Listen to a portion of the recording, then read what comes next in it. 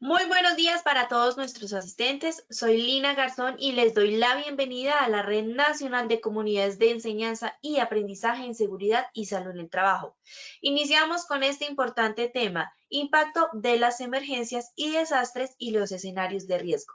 Invitamos a nuestro experto del día de hoy, el doctor Francisco Sarmiento, médico especialista en epidemiología con maestría europea de medicina de desastres. Doctor Francisco, muy buenos días, bienvenido, ¿cómo estás? Hola Lina, muchísimas gracias. Un saludo para todos. Claro que Entonces, sí, doctor, bienvenido nuevamente. Te dejo con los asistentes para que iniciemos nuestra acción educativa del día de hoy. gracias Lina. Entonces recordemos que la educación es el arma más poderosa para el mundo y pues soy yo. El tema es el impacto que tienen los desastres y los escenarios de riesgo. Cómo pensar en lo que no ha ocurrido todavía. Y así vamos avanzando por nuestra ruta de conocimiento. Y hoy tenemos tres momentos. Un primer momento para hablar de conceptos básicos que nos permitan comprender cuál es el impacto de los desastres. Un siguiente momento en el que vamos a hablar del impacto de los desastres y cómo se convierten en esta información en escenarios de riesgo y cómo nos vamos a preparar para la respuesta. Entonces, el objetivo general es presentar aspectos clave acerca de los escenarios de riesgo para evaluar el impacto de los desastres sobre las comunidades y las organizaciones.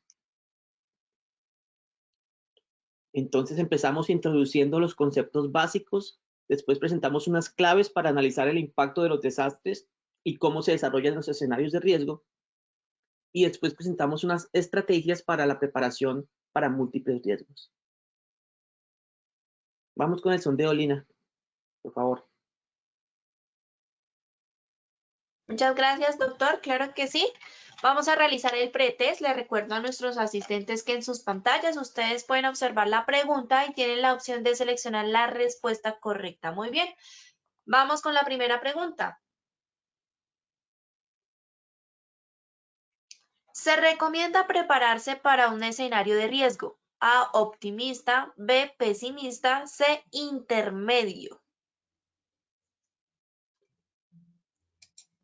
Vamos a ver, seleccionen la respuesta correcta y desde sus pantallas recuerden que al finalizar tendremos las mismas tres preguntas y ya el doctor Francisco nos va a brindar la respuesta correcta, solo al final. ¿Listo? Muy bien. Cerramos la primera pregunta y les compartimos los resultados en pantalla de esta primera pregunta.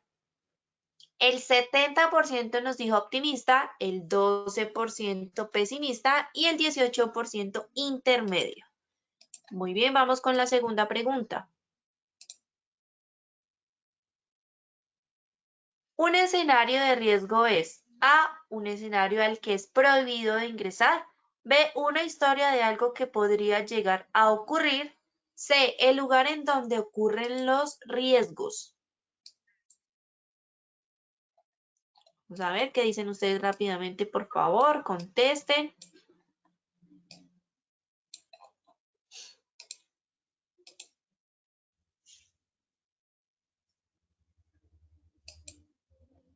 Vamos a ver. Muy bien. Cerramos la segunda pregunta. Los resultados en sus pantallas, el 15% dijo un escenario al que es prohibido ingresar, 27% una historia de algo que podría llegar a ocurrir y un 58% nos dijo el lugar en donde ocurren los riesgos. Vamos con la tercera y última pregunta de esta primera parte del sondeo. ¿Cuál de las siguientes afirmaciones respecto a un desastre es falsa? A. Diferentes amenazas generan varias necesidades en común. B. Desastres de origen natural no respetan condición social. O C. Los riesgos se manifiestan como cadenas de eventos. Vamos a ver, rápidamente contesten por favor ahí en sus pantallas. Recuerden que deben estar muy atentos a la acción educativa del día de hoy con el doctor Francisco para que al finalizar tengan todas las respuestas correctamente.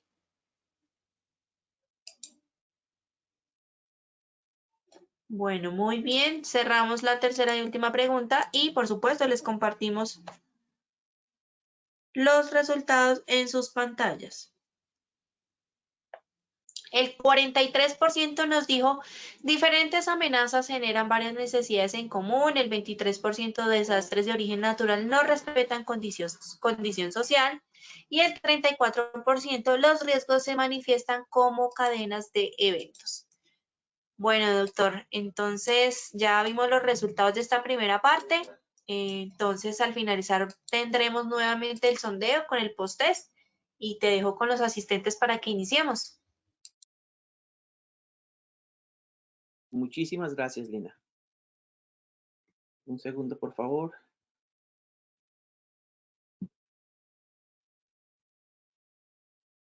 Entonces,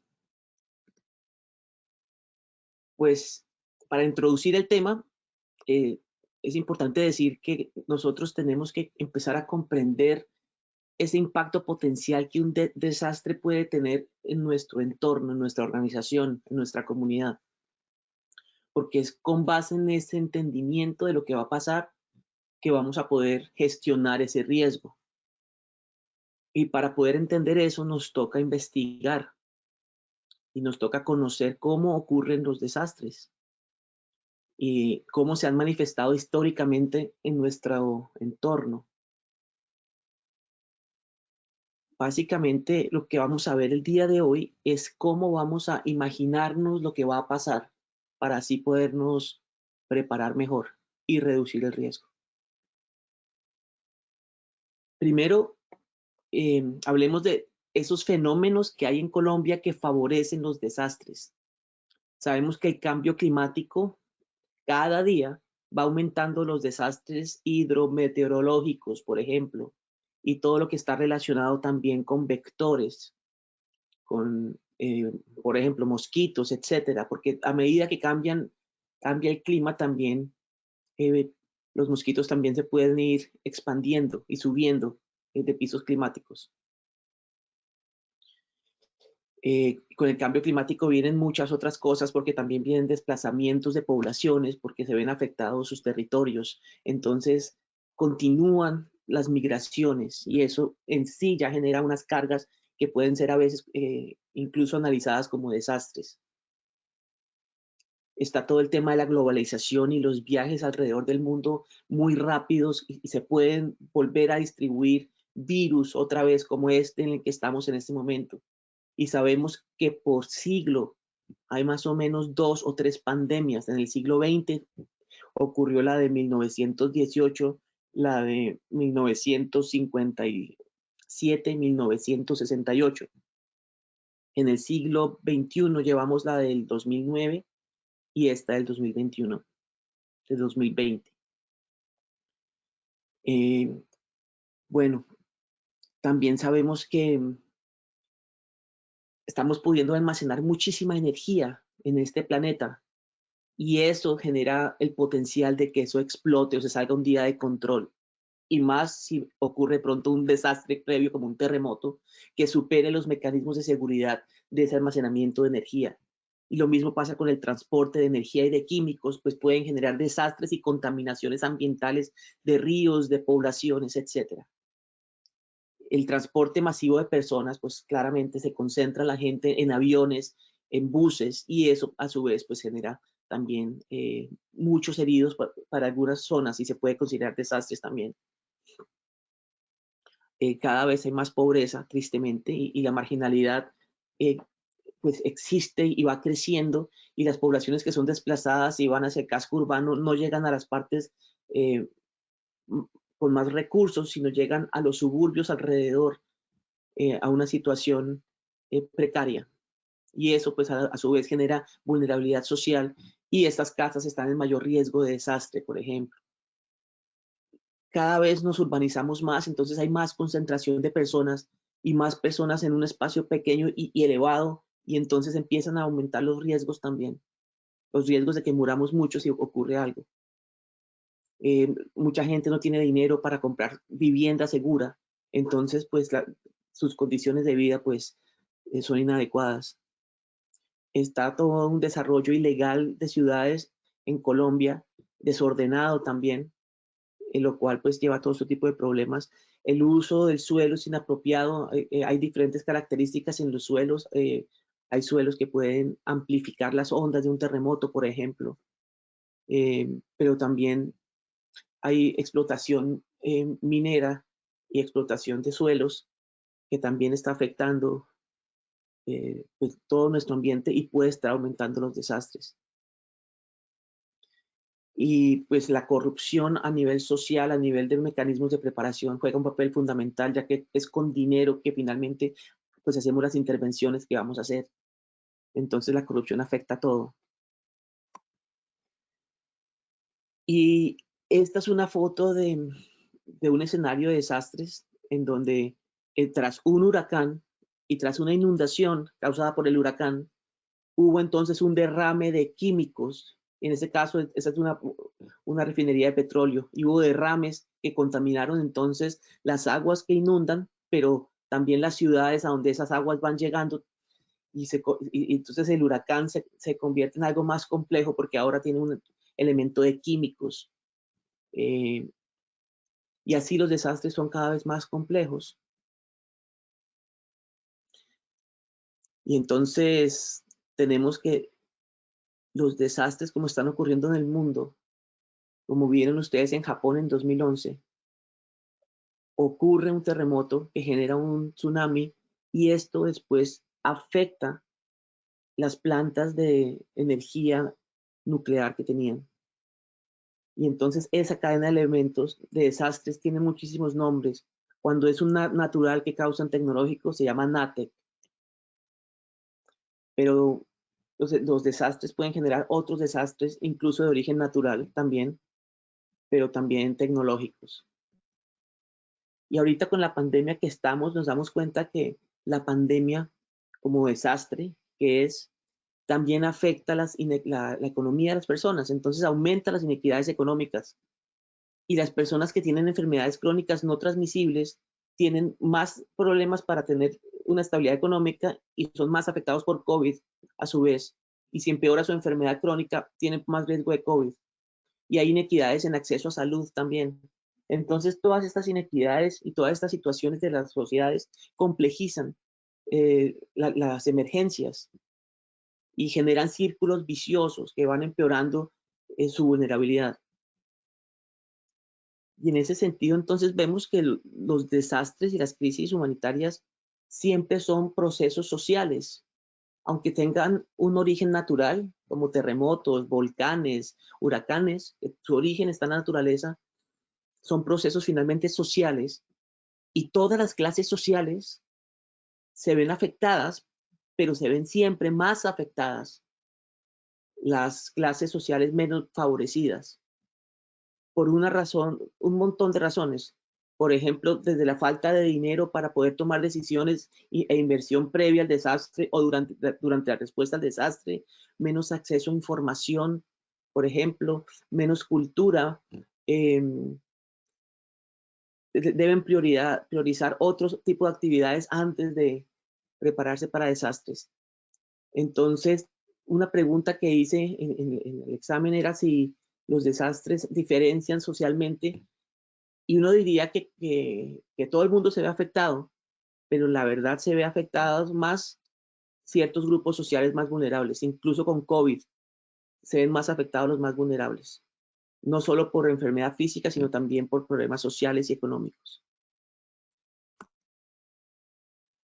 Y los desastres lo que afectan, lo que terminan afectando finalmente, son las necesidades humanas, porque toda la sociedad nuestra, nuestros diferentes sistemas lo que buscan es suplir nuestras necesidades, inicialmente las fisiológicas o básicas que están aquí abajo, que son las más importantes pues, para poder sobrevivir, básicamente.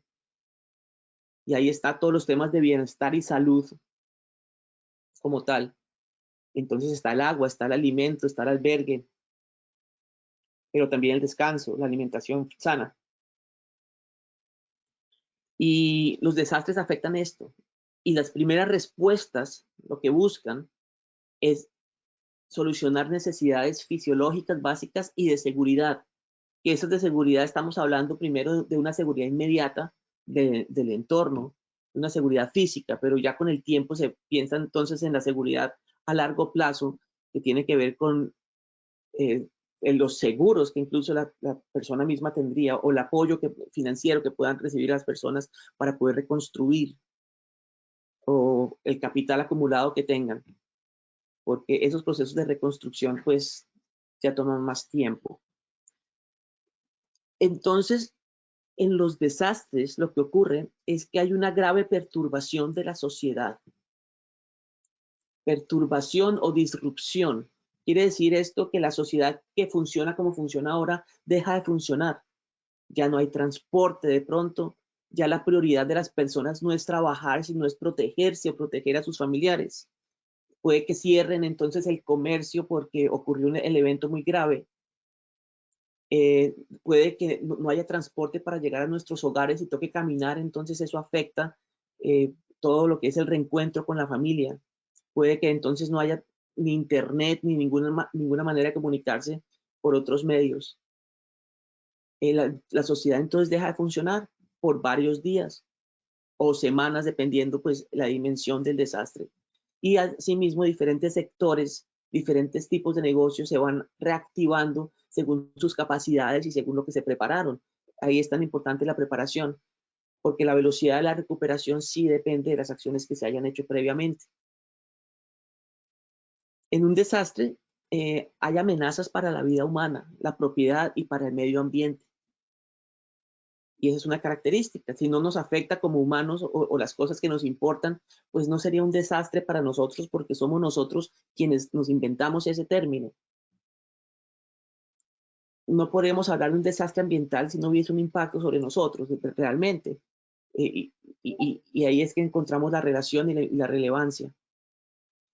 Y los desastres entonces son causados tanto por amenazas de origen natural, pero también las cosas que los hombres hacemos a nivel tecnológico, por ejemplo, todo lo que es químico, lo que fue Chernobyl, por ejemplo, lo que son las guerras, armas nucleares, pero también por temas sociales, ¿cierto? Que llevan a guerras, que llevan a estas protestas en las que estamos. Y todo esto social, terrorismo, es lo que lleva a otro tipo de desastres que generamos.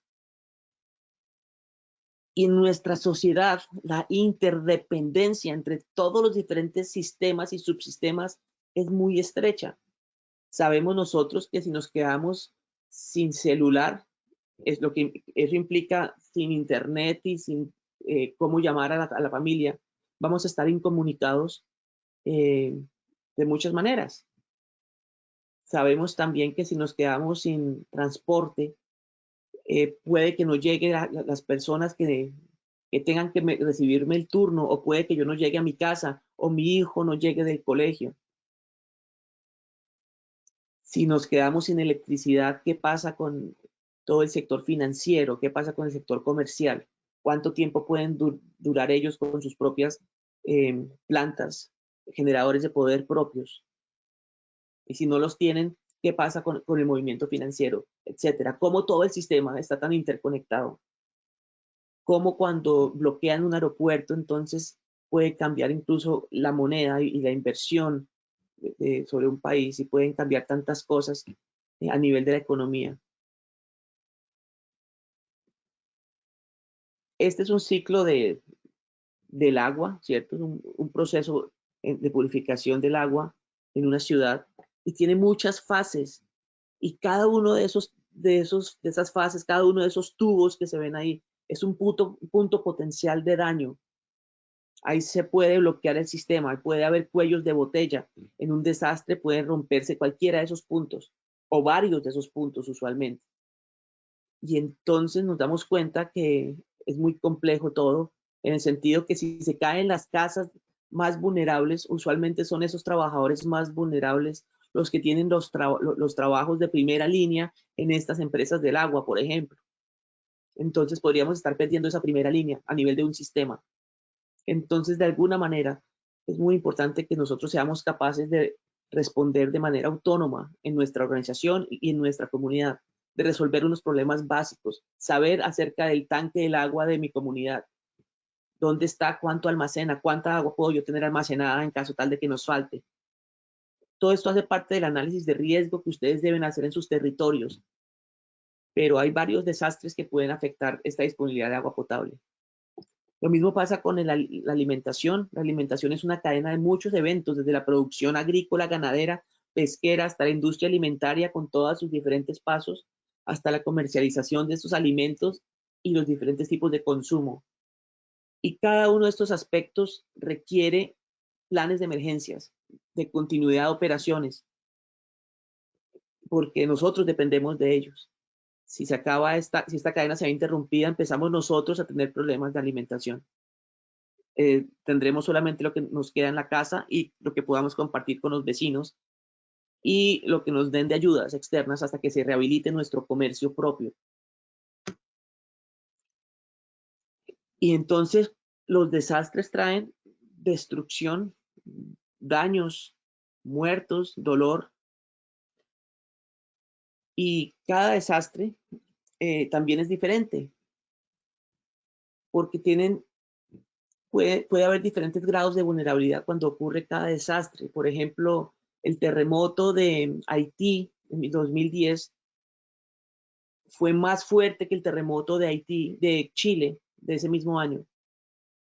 Pero en Chile solamente hubo como 400 muertos y en Haití hubo como más de 30.000 muertos. Entonces, la vulnerabilidad del territorio, de la cultura, de las personas, de las estructuras, es bien importante. Los desastres, hay unos súbitos que no dan tiempo de prepararse, como los terremotos, por ejemplo, como los tornados. Los huracanes dan algunos días para tomar decisiones, pero no es tanto tiempo. Y hay unos que son más lentos, como las pandemias, que toman ya varias semanas y nos dieron varias semanas de preparación. Si no hubiera sido por ese tiempo y hubiera llegado súbita la pandemia, pues hubiera sido mucho más terrible, porque realmente en ese tiempo se pudieron tomar muchas decisiones. Y obviamente también aprendimos que no alcanzamos a prepararnos todo lo que tocaba, porque los cambios son de fondo. Los desastres también pueden ser intencionales o no intencionales. Los intencionales son estos que traen mala intención, una guerra, un atentado terrorista, una bomba, ¿cierto? Ataques como por venganza en ese contexto de odio, porque eso son diferentes porque generan ese sentimiento de tristeza, de rechazo, de indignación, que toca manejarlo de manera diferente a lo no intencional. Los desastres también presentan diferentes grados de complejidad. Hay unos desastres que ocurren aislados en una población que no tiene mayores vulnerabilidades o desastres previos o desastres simultáneos, pero también pueden ocurrir en la mitad de una pandemia o en la mitad de una pandemia, en la mitad de un área con problemas de orden público, por ejemplo, y ahí se van complejizando y se llaman entonces, las emergencias complejas se llaman ese tipo de emergencias donde ya hay problemas políticos, donde no se sabe quién está a cargo del poder y hay una lucha al respecto, donde hay violación de derechos humanos, donde hay problemas de nutrición porque puede haber bloqueos, donde hay desplazamiento de personas. Ese tipo de emergencias que crean este componente político, social, se llaman emergencias complejas y requieren un tipo de intervención especial, además de lo asistencial. Entonces, las amenazas que pueden ser naturales, tecnológicas y sociales, también pueden generar eventos en cascada, como lo vimos. Estos eventos en cascada, entonces, son subdesastres que ocurren. Son desastres causados por el desastre, que pueden tener múltiples dimensiones, porque estos son eventos ya demasiado complejos que no alcanzamos a entender en su totalidad. Podemos decir algunas cosas, pero no entendemos realmente, y estamos entendiendo y con los computadores y con todas las ciencias estudiando esto, pues todo lo que ocurre. Y hay mucha ciencia alrededor de los desastres, pero hay muchas cosas que todavía están por entenderse. Entonces son eventos complejos y se asocian a la vulnerabilidad e interdependencia estrecha del sistema. Y esto amplifica el desastre inicial. Entonces imagínense ustedes un huracán que genere un problema de la red eléctrica, por ejemplo, y que eso genere alguna explosión porque se dañan unos refrigeradores, ¿cierto? De alguna planta de poder. Eso podría ser un desastre generado por otro desastre. También pueden haber desastres de origen natural generados por desastres de origen natural. Alrededor, por ejemplo, puede haber tsunamis con un volcán, con una explosión, puede generar tsunamis, etc. Entonces, estas amenazas, sea cual sea su origen, o sean NATEC, o sean naturales que generan tecnológicos, o TECNA, que son tecnológicos que generan desastres naturales, como por ejemplo, dicen que el cambio climático en gran medida tiene una influencia tecnológica humana, pues porque hay efectos de nuestras tecnologías que están acelerando esos procesos. También hay algunos estudios con fracking y con algunos sismos, pero pues todo esto son cosas que se están estudiando. Y estas amenazas, cuando se manifiestan, interactúan con la vulnerabilidad organizacional. La vulnerabilidad de nuestras organizaciones, que puede ser vista con diferentes modelos. Aquí les muestro dos modelos. Uno es mirar la vulnerabilidad estructural, o sea, todo lo que es de concreto, lo que son las vigas, las columnas, los entrepisos, los amares entre vigas y columnas, los cimientos, todo lo que hace la estructura. Esa es una vulnerabilidad que es muy importante para cuando vienen fuerzas muy grandes desde afuera, ¿cierto? Desde sismos hasta huracanes, tornados, inundaciones, etcétera. Lo no estructural es todo lo que está al interior de la estructura y cómo se protege durante un desastre. Entonces ahí hablamos desde todas las redes de los servicios públicos que ingresan a una instalación, a una edificación, hasta los contenidos en equipos, en información, etcétera. Y lo funcional se refiere a todos los procesos que hay pues, para responder a esas emergencias. Toda la capacidad que tienen de prevenir, de prever, de responder, de recuperarse. Otro modelo es el de analizarlo por personas, recursos, espacios y procesos. Entonces, ¿cuál es la vulnerabilidad de las personas? Ya sea en capacitación, en cantidad, etcétera. En los recursos, ¿qué puede estar faltando para lo que, pues, para lo que deberían tener? Con respecto a los espacios, ¿qué espacios entonces son más vulnerables y por qué lo son? En cuanto a los procesos, ¿qué procesos no funcionan? Estos dos modelos de análisis de vulnerabilidad, entre muchos otros, se sobreponen y son muy parecidos y pueden llevar a respuestas similares dependiendo cómo uno los enfoque. Y también está la vulnerabilidad del sistema externo, ¿cierto? Nuestra organización está en el marco de un sistema que también se ve afectado y se ve afectado entonces, ya dijimos, transporte, electricidad, comunicaciones, escuelas, lugares de cuidado de niños. Entonces nuestra familia también empieza a verse afectada. Entonces eso cómo afecta nuestro empleo. Y el daño, la afectación depende del grado de exposición de los elementos expuestos. Entonces, lo que son las personas, los recursos, los bienes, los espacios, los procesos, el ambiente, esos elementos expuestos a las fuerzas destructivas de una amenaza,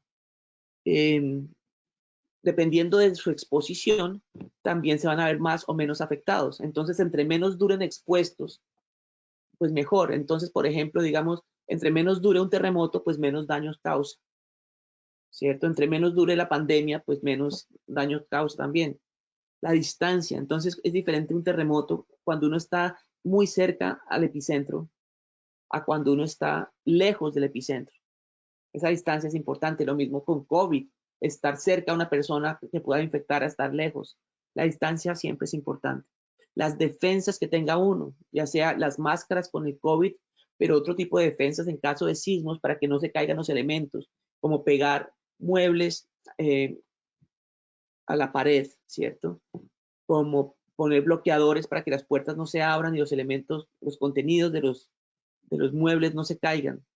Varias defensas que hay. Y densidad, cuando estamos más concentrados hay mayor exposición en cantidad de personas. Y ocurre tanto con la pandemia, con la densidad de personas en una habitación sin ventilación, a la cantidad de personas en una zona de Bogotá en caso de terremoto, por ejemplo. Esa es la densidad. Y con eso nosotros pensamos en riesgo y aquí empezamos a pensar entonces en consecuencias. Y es sobre estas consecuencias que se basa todo el tema del escenario de riesgo y las probabilidades de esas consecuencias. Entonces aquí vemos que el riesgo son reacciones en cascada. Se genera un riesgo, se manifiesta ese riesgo y esto a su vez genera otros riesgos y otros y otros y otros de muchas maneras que son a veces inconcebibles porque uno no entiende las rutas, porque hay mucha complejidad también. Entonces, por ejemplo, hay un terremoto, caen elementos de arriba encima de algo que está caliente, como una estufa, por ejemplo, y se incendian las casas. Entonces, en los terremotos hay incendios, pero también se va la luz, se va el poder, la energía. Y entonces, sin energía, entonces hay oscuridad, hay riesgos por la oscuridad, no hay comunicaciones, no hay cómo cargar los celulares y empiezan otra serie de problemas a presentarse a partir de eso. El sistema de salud se ve afectado de muchas maneras y entonces también la salud de las personas. Y esta reacción en cadena es la manera como debemos pensar en complejidad. Entonces los desastres tienen consecuencias directas e indirectas. Las consecuencias directas son las que causa la naturaleza propia de la amenaza cuando se manifiesta. Entonces, un terremoto genera sus lesiones, sus problemas directos cuando destruye en el primer momento con las ondas. Y entonces ahí viene todo lo que es el colapso estructural, que es la consecuencia directa sobre las estructuras que genera lesiones sobre el cuerpo humano, o sea, las consecuencias directas sobre el cuerpo humano de esto. También las personas salen corriendo para salvar sus vidas y hay otro tipo de lesiones por correr. Y también se ponen muy ansiosas y sufren de mucho estrés y también pueden infartarse durante el terremoto o pueden agravarse sus enfermedades pulmonares por el polvo, por ejemplo. En un huracán las consecuencias directas son debidas al viento y a lo que el viento lleva y golpea, pero también sobre todo al agua. El agua genera unos daños muy grandes en huracanes, sobre todo en las partes más bajas, porque el huracán genera inundación, porque viene con lluvia, viene con toda una marea que va soplando hacia adentro. Esas son las consecuencias directas. En los volcanes, entonces, las consecuencias tienen que ver con, dependiendo del volcán, con cenizas que caen, pero también pueden ser por flujos piroclásticos que destruyen todo lo que hay por el camino y matan en un momento. Por eso no se puede huir de esos flujos piroclásticos casi. Van más rápido que las personas. Esas son consecuencias directas. Y las consecuencias indirectas son las que ocurren por procesos indirectos ya, varios días después, por ejemplo. Cuando ya no hay agua, entonces de pronto vienen problemas por la falta de agua o por la falta de alimento o por la falta de acceso a servicios de salud. Se empiezan, por ejemplo, las enfermedades crónicas que tenían una cita con el especialista, perdieron la cita y empiezan a complicarse. Y se afectan, entonces aparecen enfermedades por aguas contaminadas, por todos los escombros, entonces aparecen animales y aparecen entonces insectos y aparecen enfermedades por esos animales y los insectos. Y así hay muchas consecuencias indirectas que ocurren a lo largo de semanas. Las directas usualmente ocurren inmediatamente o en las próximas horas. También se conocen como primarias o secundarias este tipo de consecuencias. Entonces el impacto del desastre depende de la magnitud de la amenaza manifiesta, ¿cierto? Hay terremotos más fuertes que otros, de la vulnerabilidad previa y emergente de los elementos expuestos definidos. En los elementos expuestos, entonces son todo lo que se puede afectar. Ya vamos a ver unos ejemplos, pero son las personas, los recursos, el ambiente, la reputación. Y si son previamente vulnerables o quedaron vulnerables después del impacto, pues se van a ver afectados. Por eso la vulnerabilidad toca volverla a analizar después del impacto también. Por el conocimiento del riesgo es un proceso que va a través de todo. Las medidas de mitigación tomadas, pues pues básicamente mitigan el impacto de los desastres. Las acciones de preparación también interrumpen la cadena de eventos que se genera, y de eso se trata la preparación, de interrumpir lo más pronto posible esa cadena de eventos. Y las acciones de adaptación, de emergencia es de brotes de ciudadanos que se unen para solucionar problemas, e improvisación de la comunidad solucionando sus propios problemas. Todo eso disminuye el impacto de los desastres. Y los desastres entonces impactan a todos los niveles y a todos los sectores. Impactan a las personas a nivel físico, mental, emocional, y a las familias y a nuestras comunidades como comunidades, con las necesidades propias de una comunidad de ese nivel. A las organizaciones también las impacta. A nivel local nos impacta para los problemas que se deben resolver a nivel local, a nivel municipal, distrital, departamental y hasta nacional. Entonces la grandeza de los desastres es muy compleja de entender. Y nosotros a veces solo podemos entender nuestro pedazo, nuestro pedacito, y debemos comunicarnos bien para entender el pedazo más grande, porque con base en ese contexto macro es que también tomamos decisiones para nuestra seguridad. Los elementos expuestos en una organización entonces son estos. Son las personas que trabajan ahí y sus familias. Porque acuérdense que, por ejemplo, con COVID, si una persona, uno de ustedes se enferma, le lleva a su familia ese virus. Al sí mismo, porque en otro tipo de desastres, si su familia está afectada, usted como persona no va a poder de pronto trabajar igual. Los bienes son elementos expuestos, ya sea los equipos donde trabajo, pero también las instalaciones, los espacios. Los procesos clave, que son finalmente lo que yo protejo con los procesos de continuidad de operaciones. Las finanzas se pueden ver afectadas por un desastre, por una crisis. El ambiente que rodea a mi empresa o el ambiente interno. La reputación nuestra y con eso los clientes se pueden ver afectados con un desastre y con la respuesta que demos a ellos. Y aspectos legales también se pueden ver afectados. Y seguramente otra lista de elementos expuestos que, dependiendo del modelo que uno use para su análisis y los intereses que tenga, uno puede usar diferentes modelos de elementos expuestos. Por ejemplo, a nivel local son otros los elementos expuestos. Está la gobernabilidad como un elemento que puede verse afectado, la sociedad como tal, el tejido social, la vivienda, entonces se requieren albergues para estas personas, el empleo y los medios de subsistencia, la gente de pronto no puede trabajar, la infraestructura se ve afectada, entonces instalaciones esenciales como hospitales, policía, bomberos se pueden ver afectados y eso trae implicaciones en la respuesta. Las vías y los medios de transporte también. Entonces se genera desconexión, no llegan ambulancias, no llegan grupos de rescate, no llegan ayudas, no podemos conectarnos y salir. Telecomunicaciones afectadas, no sabemos dónde encontrarnos con la familia ni cómo.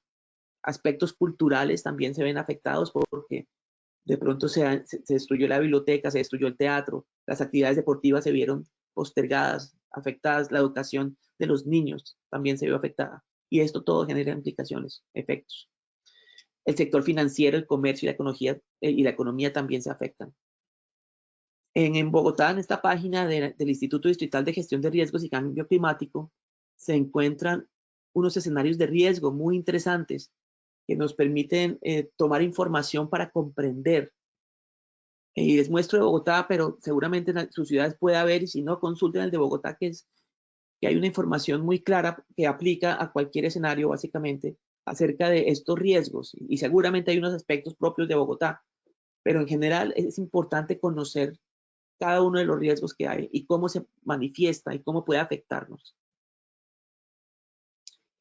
Porque en últimas, la preparación para responder y recuperarnos ante desastres se debe basar en escenarios realistas. Y realistas implica que estén basados en información verdadera. Y eso no viene de Hollywood y no viene de los noticieros.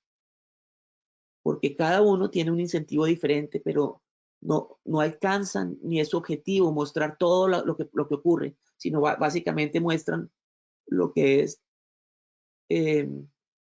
lo que se sale de lo normal. Eso es lo que se muestra, pero no muestran la normalidad.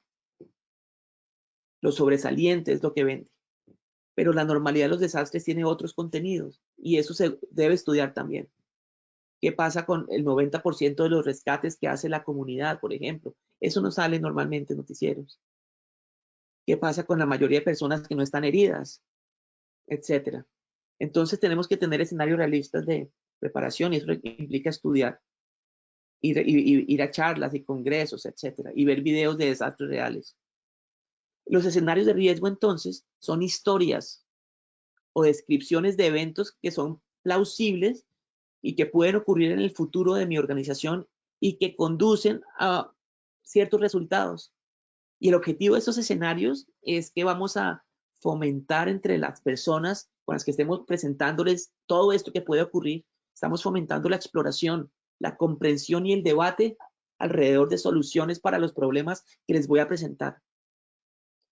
Y entonces, con base en lo que yo suponga acerca de cómo va el desastre, la amenaza a afectar mi organización, mi comunidad, y cuáles son las diferentes relaciones que hay que se pueden ver afectadas, ya sea porque no hay comunicaciones o porque no hay vías de comunicación, vías de transporte.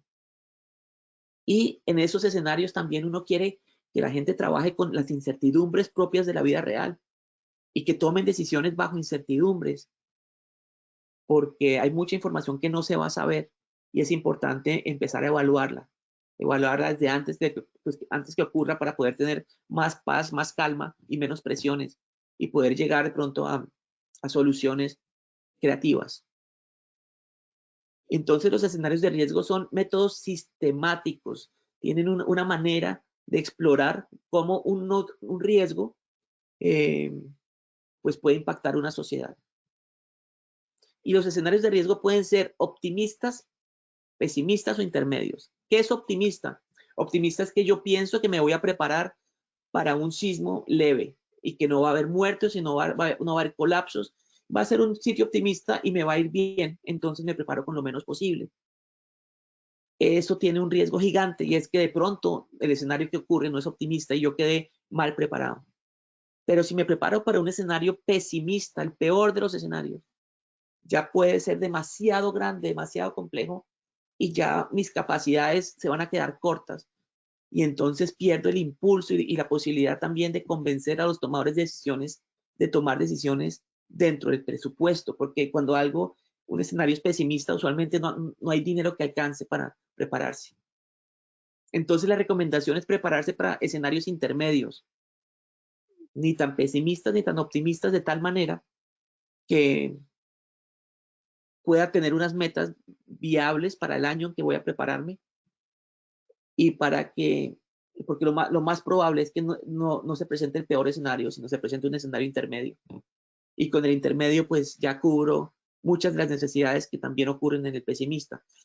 Entonces también debo dejar todo un espacio para la improvisación. Y la improvisación hace parte de la mentalidad que debo tener.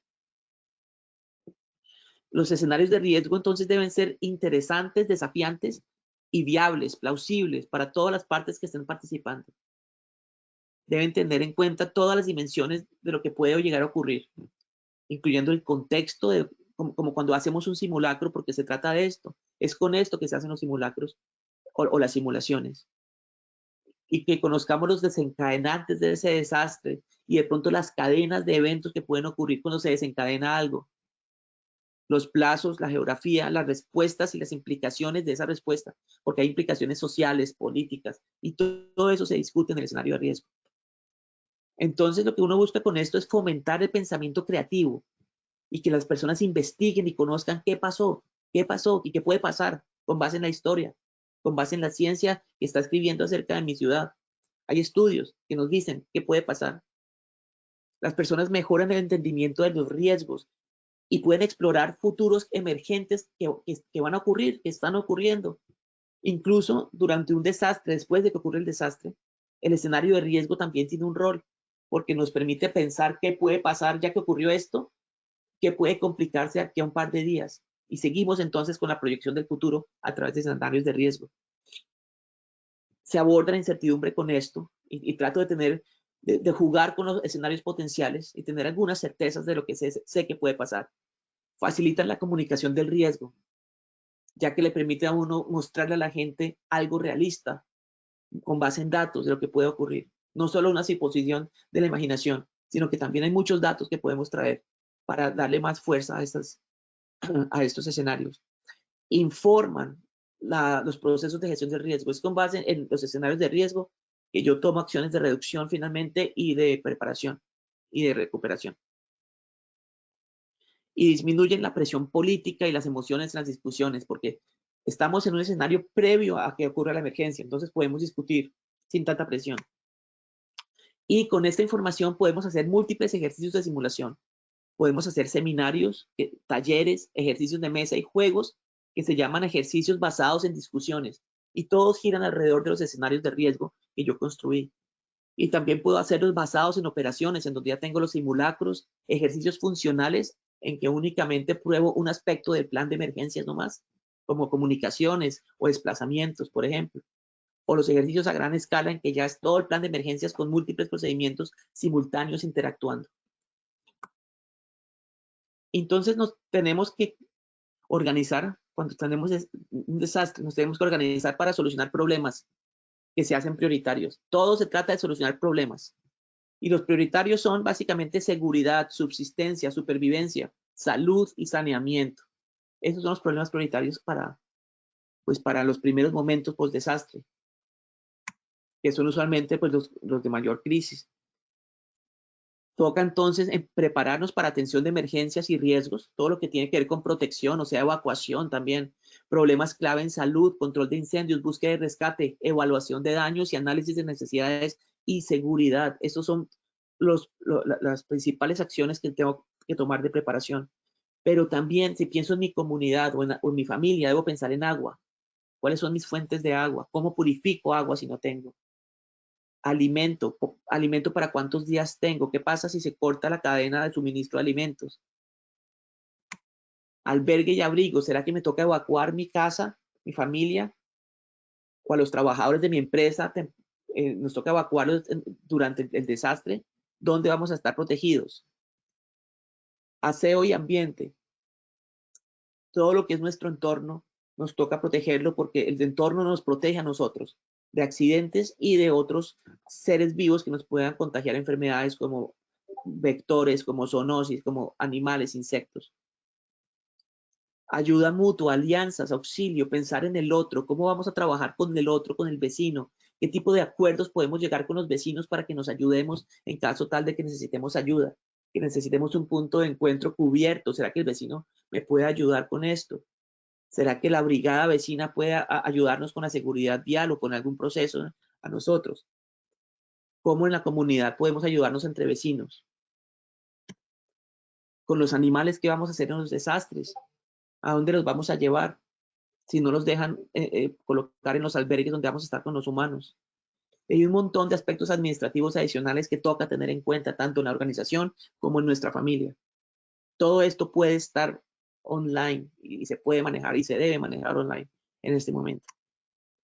Y un aspecto muy importante es averiguar información. Una de nuestras principales necesidades básicas es saber qué pasa.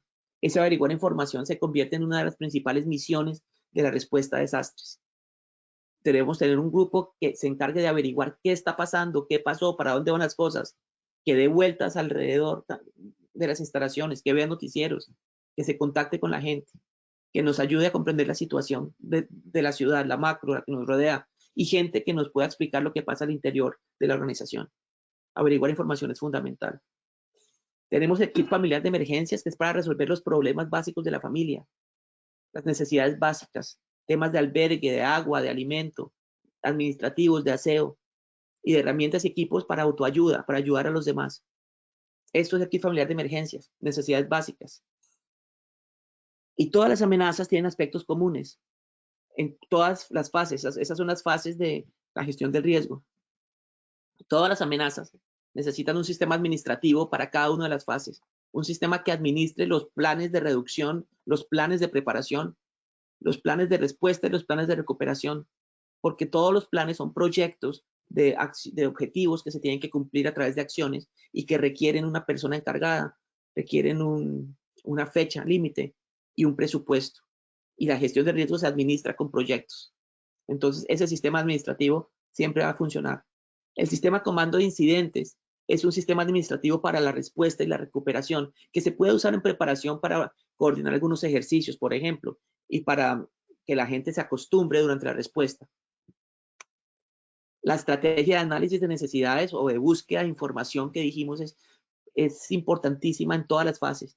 En las fases de reducción, yo estoy analizando las necesidades con base en el análisis del riesgo que hice. En la preparación, con base en el escenario de riesgo que proyecto. Y en la respuesta, con base en la evaluación de daños.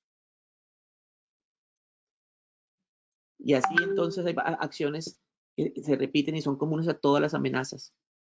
Todas las medidas de reducción, de preparación, las de respuesta, tienen elementos comunes. No todo es absolutamente común. Hay amenazas diferentes, pero se parecen mucho. Y entonces, en preparación, es común los sistemas de planeación, de desarrollo, evaluación, difusión y aprendizaje organizacional. Ese sistema es común. El sistema de educación continua también es común para todas las amenazas en preparación. Y hay unas necesidades que son generadas por cada amenaza. Y esas también son comunes en la respuesta. Para muchos, no completamente.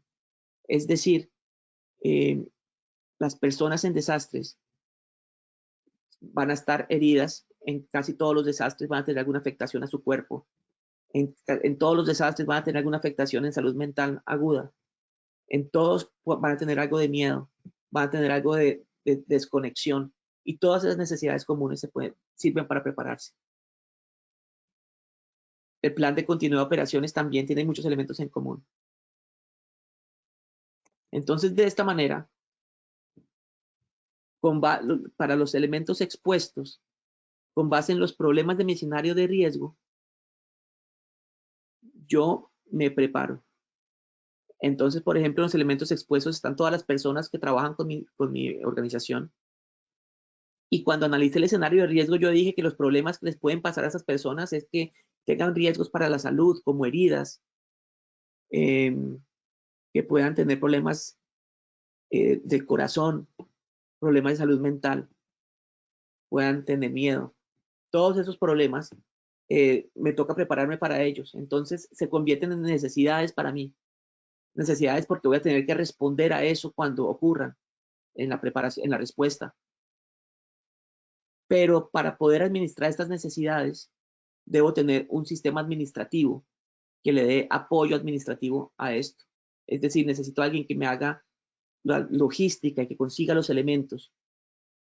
Necesito personal experto, gente que maneje información. Entonces tengo dos tipos de necesidades, las necesidades que genera la amenaza y las necesidades que genera la respuesta, o sea, las necesidades administrativas. Y aquí vemos cómo en un hospital, por ejemplo, diferentes amenazas tienen muchos elementos en común. En verde es que este procedimiento es el mismo para todas estas amenazas: terremoto, incendio, víctimas de materiales peligrosos, pandemia, inundación por causa externa, inundación por causa interna, incidentes con víctimas en masa, interrupción del fluido eléctrico.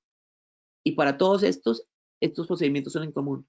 Todos requieren un sistema interno de notificación, evaluación de daños, un plan de continuidad de servicios críticos, un plan de continuidad de procesos administrativos críticos, un plan de continuidad de líneas vitales, evaluación de áreas, información a medios, asistencia a familiares. Un montón de tareas son comunes a todas las amenazas. Y hay unas que, si bien no son comunes, pueden manejar la misma estructura con modificaciones, como por ejemplo los temas de seguridad física, los temas de aumento de personal médico, que pueden cambiar los criterios para aumentar el personal médico, por ejemplo, pero se puede manejar el mismo sistema. Entonces se trata de prepararnos de una vez para muchas cosas. Y el sistema comando de incidentes, entonces, para los que lo conozcan, se encarga de solucionar las necesidades generadas por la amenaza. O sea, la operación soluciona todos los problemas básicos del desastre, de la emergencia, pero las otras secciones, como comando y como estas tres áreas de acá, como que son planificación, logística y administración y finanzas, apoyan operaciones. Estas le dan la información y toman las decisiones y todo para que operaciones pueda lograr los objetivos. Entonces es siempre importante acordarse de esto. Por eso el sistema comando nos ayuda. Y bueno, finalmente entonces la respuesta a desastres son todas las medidas que yo adopto inmediatamente antes, durante o después de un desastre para salvar vidas, satisfacer las necesidades de las sociedades afectadas y evitar más daños. Y todo este tema que vimos de escenarios de riesgo es porque esta es la manera en que nosotros nos imaginamos el futuro y lo que va a ocurrir con un desastre. Y así entonces usamos escenarios realistas, sistemáticos por elemento expuesto para poder contemplar lo que ocurrió. Y así podemos ver el futuro de alguna manera. Y nos toca investigar y leer. Muchísimas gracias. Doctora, a ti muchas gracias por este tema tan importante que nos has brindado el día de hoy. Vamos a cerrar entonces nuestra acción educativa con el sondeo. Y bueno, vamos a ver la primera pregunta en pantalla. ¿Se recomienda prepararse para un escenario de riesgo? A, optimista, B, pesimista, C, intermedio. Esto nos lo explicó el doctor Francisco. Espero que hayan estado muy atentos para que tengamos correctamente la pregunta. Vamos a ver qué dicen los asistentes. Muy bien, cerramos la primera pregunta. Les compartimos los resultados en pantalla. Bueno, el 47% dijo optimista, 11% pesimista y el 42% intermedio. Entonces, Doc, cuéntanos acá, ¿qué sería lo ideal? El ideal, si tuviéramos mucho dinero, sería prepararnos para el peor de los casos, pero como no tenemos mucho dinero, nos toca prepararnos para un escenario intermedio que tenga metas realistas. Perfecto. Listo, Doc. Ya saben entonces, escenario intermedio. Bueno, la segunda pregunta dice, un escenario de riesgo es A, un escenario al que es prohibido de ingresar, B, una historia de algo que podría llegar a ocurrir, o C, el lugar en donde ocurren los riesgos. Contesten por favor ahí rápidamente, vamos a ver qué contestan, qué tan atentos estuvieron el día de hoy.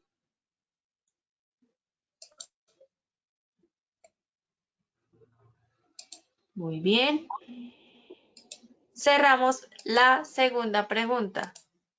El 12% nos dijo un escenario al que es prohibido ingresar, 27% una historia de algo que podría llegar a ocurrir y el 61% nos dijo el lugar en donde ocurren los riesgos. Doc, cuéntanos entonces acá cuál es la respuesta correcta. La respuesta es que el escenario de riesgo es una historia de lo que podría llegar a ocurrir si se manifiesta una amenaza. Y es lo que nos imaginamos cuando estamos preparándonos para desastres y tomando decisiones de mitigación. Perfecto. Y la tercera y última pregunta dice, ¿cuál de las siguientes afirmaciones respecto a un desastre es falsa? A, diferentes amenazas generan varias necesidades en común. B, desastres de origen natural no respetan condición social. O C, los riesgos se manifiestan como cadenas de eventos. Vamos a ver qué dicen ustedes. Contesten por favor rápidamente.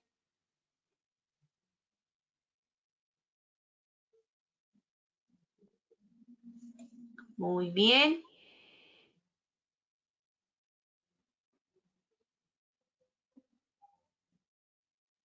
Bueno, cerramos la tercera y última pregunta y los resultados en sus pantallas. El 46% nos dijo diferentes amenazas generan varias necesidades en común, 15% desastres de origen natural no respetan condición social y el 39% nos dijo los riesgos se manifiestan como cadenas de eventos. Doc, cuéntanos acá cuál es la respuesta correcta, por favor. La falsa es, pues los desastres de origen natural, pues si bien no respetan la condición social, sí afectan más a los más pobres que a los que tienen más recursos. Entonces la B de pronto puede sonar un poco confusa, pero el mensaje es que los desastres afectan más a los más necesitados, usualmente, a los más vulnerables. Perfecto. Bueno, doctor Francisco, muchas gracias por habernos acompañado el día de hoy con este tema tan importante. Como siempre, pues los seguimos invitando a que sigan participando de esta comunidad. Recuerden que esta es la Comunidad Nacional de Conocimiento en Gestión del Riesgo de Emergencias y Desastres, que va cada viernes, cada 15 días. Entonces, Doc, nos vemos en una próxima ocasión. Muchas gracias. Así, Lina, gracias a todos. Feliz día. Claro que sí, a todos muchas gracias por su participación. Yo los invito ahorita a las 10:30 de la mañana. Nos encontramos con el Diplomado Internacional. Ya saben, si no se han inscrito, participen. Y bueno, los dejamos con el siguiente video. Que tengan un feliz viernes.